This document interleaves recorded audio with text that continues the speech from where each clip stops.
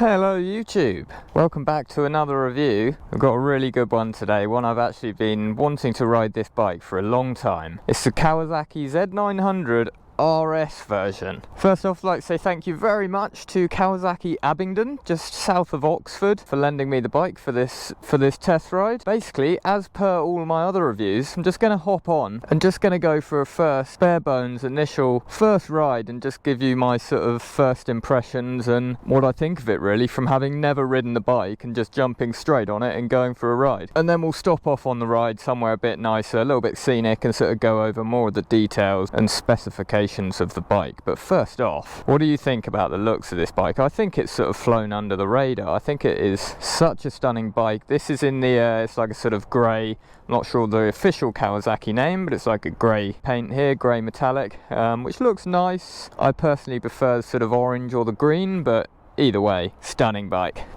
Let's hop on here, this old girl.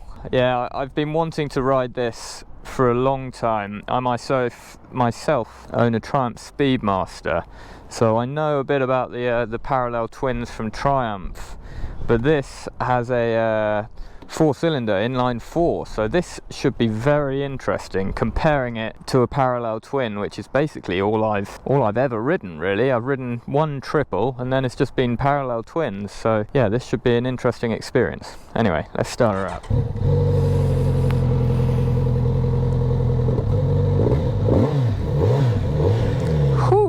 Okay, it sounds fruity. It's got, actually, it's got an Akrapovic exhaust. Akrapovic, is that how you pronounce it? Exhaust on.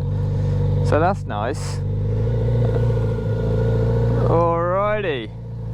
Bare bones first impressions of the Kawasaki Z900RS. What's the bike all about? It's a sort of modern classic, modern retro, really, competing with possibly Triumph Speed Twin, and that modern motorbike, but with a classic vibe to it. First impressions, it's got a very sensitive throttle compared to what I'm used to, very responsive throttle. And I must admit, guys, I have never ridden a 4-cylinder motorbike, and on that matter, I've never ridden a Kawasaki either. So this is a bit of a double whammy new experience for me. I'm quite excited. The 4-cylinder, you know, should be, I'm led to believe, buttery smooth. It's not really my style of motorbike usually. I'm a twin guy, but who knows, maybe the 4-cylinder can win me over. First off, I would say it's really responsive throttle. A lot more responsive than my Speedmaster or anything I think I've ever ridden, to be honest. This feels quite sporty. Definitely on the sportier side so far of the modern retros.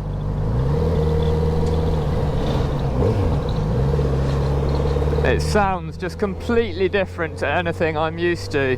The 4-cylinder, to me it sounds like a race bike. Yeah, she purrs. I mean, you sports bike guys are going to think this is nothing, but the pickup to me feels a lot.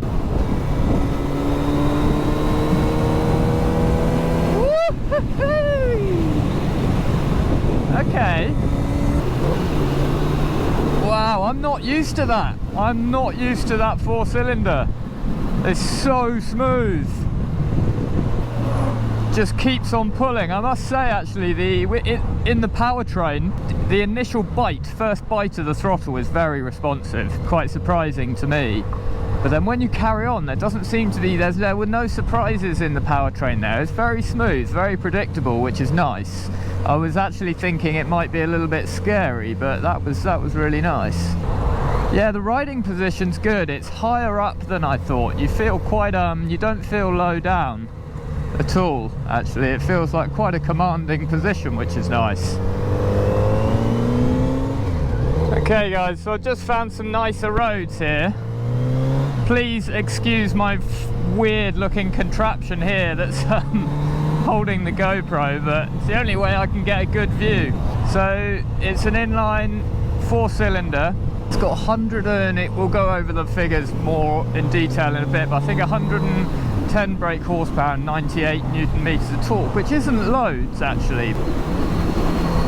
Yeah, buddy!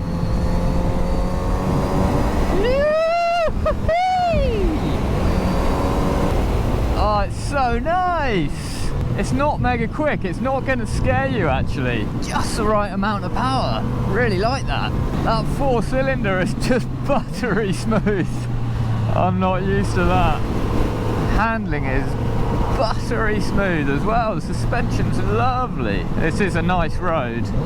Oh man, what have I been missing out on my whole motorbiking career? I've never ridden a 4-cylinder. I am liking this motorbike.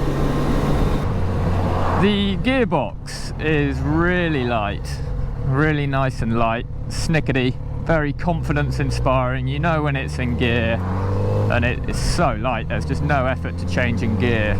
It's a modern classic, you know, so it's not focused towards being really sporty, even though what I've just been saying. But I think a quick shifter would be really nice, but as it being a modern classic, I understand why they haven't done it. They're just trying to keep the bike really simple. The clutch is so light and the gears are so light. I don't think it's the end of the world, but I can imagine the 4-cylinder with a quick shifter would just be, oh, very nice. So obviously it's a naked bike, so there's not any wind protection. It's quite a wide tank actually, which is nice. I think it makes it feel a bit beefier, a bit more solid. But yeah, there's no wind protection, no screen or anything. I'm sure you can get aftermarket screens on the front, which I personally would do. I think that would look really nice. But it's all clean air. The benefit of that naked bike, it's all clean air. There's nothing getting in the way, making turbulent air. Seriously, if you've never ridden this but you like your Triumph Speed Twins or your BMW R9Ts, that style of bike, guys, give this a go before you buy one of those. It's a completely different machine. That was surprising. I absolutely loved that. I think it looks a beautiful bike as well. Actually standing out, one of the main things is the quality, the way it's put together. The dials on the front are really nice. Chrome surrounds. Actually one of the downfalls to my Speedmaster, I find the surround a little bit plasticky and black, whereas these are nice chrome, shiny surrounds. So yeah, the actual build quality of the bike is really good. Kawasaki know what they're doing, eh? There's probably a reason they've done so well and been around for so long. Yeah, they build a quality machine, this. I'm very, very impressed with it. Anyway, get on to some of the specs. This model came out in 2018, the Z900RS, and it's based on the 1972 Z1 Kawasaki, which at the time was the most powerful Japanese 4-cylinder bike ever marketed. And it's got some serious pedigree, that Z1, the Kawasaki, so this had a lot to live up to, and they were brave, I think, to go for it and base it sort of on that classic model. But I think they've done a mega job. It's a really, really nice bike. Cool, so let's get on to that peach of a motor. It's the 900, but it's actually a 948cc motor, so unusually like other manufacturers, they generally sort of put the name of it as a bigger cc, but this is actually a bigger cc engine than the 900, 948. Yeah, it's an inline 4-cylinder. It's got 110 brake horsepower and 98 newton meters of torque, which to me, my power of bikes and personally what I like, that's such a nice sweet range. I find you're not going to get yourself into too much trouble, but it's plenty to have fun on. And as you saw, I definitely have fun on this. Such a sweet powertrain and an amount of power as well, actually. Seriously, it's really nice. You can have a lot of fun with it. It gives you the buzz and it's silky smooth, but it's not mental. Didn't feel mental. Like I did a couple of overtakes there and it's just really plenty of power there and sort of eggs you to overtake. You want to, but it's not crazy. It feels quite safe, which the motor, nice one, Kawasaki, beauty. Okay, so coming on to the suspension and the brakes. So it's a 41mm diameter inverted fork, and it's got 120mm of travel up the front. So the brakes up the front, we've got two 300mm discs with 4 piston calipers. Kawasaki branded actually. There's plenty of stopping power there, nothing to complain about. They're not mega sharp, but then they're not too soft. They're quite nice. Didn't stand out, let's say, the brakes. They're not super sharp, but they're plenty and they're really good for stopping you up front. So coming on to the rear suspension, it's 140mm travel. The rear suspension is a horizontal backlink gas charged shock. Technical there. And the suspension overall on the bike feels really good, as I was saying, just riding there, it was a nice road, so I might try and test it on some bumpy roads in a sec, but in combination with the engine, it's really smooth package. So the rear brakes, it's a 200 single One 250mm disc, a single piston Nissin caliper, plenty good rear brakes, seems to do the job. Moving on to the next details, we get on to the weight of the bike. 215 kilograms. Yeah, I mean that's pretty standard for this style of bike. It's actually identical to the Triumph Speed Twin. Wet weight, that is. So yeah, it really doesn't feel like a heavy bike when riding, and manoeuvring around actually it's really easy. It's quite wide. It is surprisingly wide compared to what I'm used to, which I think, well, I know, is the engine, the 4-cylinder engine. It takes up a bit more room. I actually really like that about the bike. It gives it a bit more presence, a bit more sort of, what's the word? They say like a masculine stance to it. Not being sexist there, but it's got that more sort of butch look to it, which I think it looks stunning, this bike. Coming on to the seat height, I'm 5'9", to give you a reference of height. So the seat height on the bike is 820mm. So if you can see my feet down there, that's me fully sitting down, and I can flat foot it pretty easily. It's not the lowest. If I stand up, yeah, I can stand up flat footed as well. Carrying on with the modern classic theme of things, we just pop the key in here.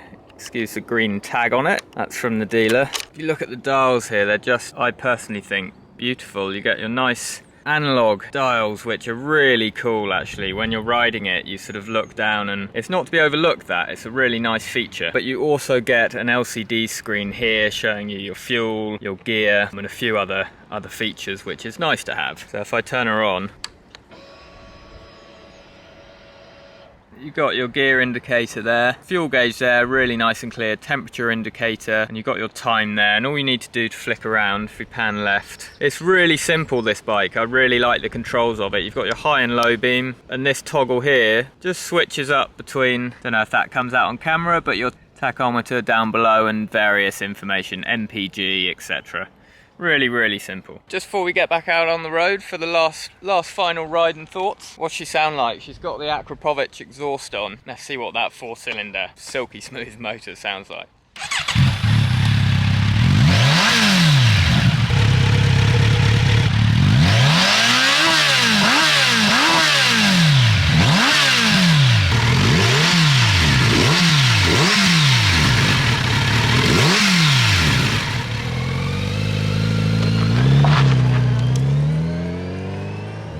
Alright guys, so just coming down a bit of a bumpy lane here, test the suspension out, but on the seat height, really like the seat height. It's not too low. My Speedmaster, for instance, is very low seat height, which is okay, but this, it's not low down, but it's not too high. It's really sort of in between. For this style of bike, I think it feels quite nice, commanding seating position, and I'm not tall, I'm 5'9", and it's definitely not too tall for me, just right really. I sort of can just flat foot it, which is, I think, the ideal seat height. Suspension is really good, even on bumpy roads actually. I'm really impressed. But let's be honest, you're not in this bike for bumpy roads. It's more for enjoying a smooth ride, I reckon. That's the feel of the bike, and for that it is dreamy. So it doesn't have self-cancelling indicators.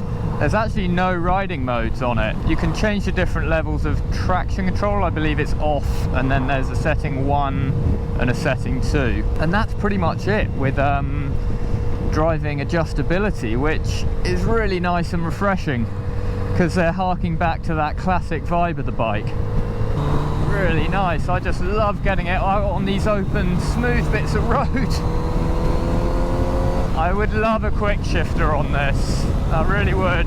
It would complement the engine so much. Overall package, it is at the sportier end of the modern classics. It's no less for that. It's really nice. If you're coming from a sports bike, then this would be a good step down to, in my opinion, have a much nicer, classicer looking bike. And the build quality of this, like I was saying, the dials here, so nice, and the stainless bars, everything. It's a really quality piece of kit actually. It really stands out. Could you tour on it? You could. You can tour on anything, can't you? But it's not really built for that. I think this would be more when the sun's out, or you just want to go for a nice nice ride, possibly a bit of a blast. This is a cracking bike for it, and something that's not too sporty, that's gonna, you know, get you into trouble. This is a great bike for taking out, just for a bit of a blap around, and that you can appreciate the looks of it. Before we finish, the ring mirrors are really good. I know it's a small point, but it is important just to have those functional sides of the bike just working without having problems and thinking about it. The wing mirrors are really big, you can see really well. But yeah, this is a really nice bike, guys. That motor, the overall package is quality. Thank you very much for watching. If you like the review, please don't forget to subscribe to the channel. It helps out a lot, and there's a lot more to come on the channel, a lot more plans. So yeah, many thanks. Till next time, ciao bella.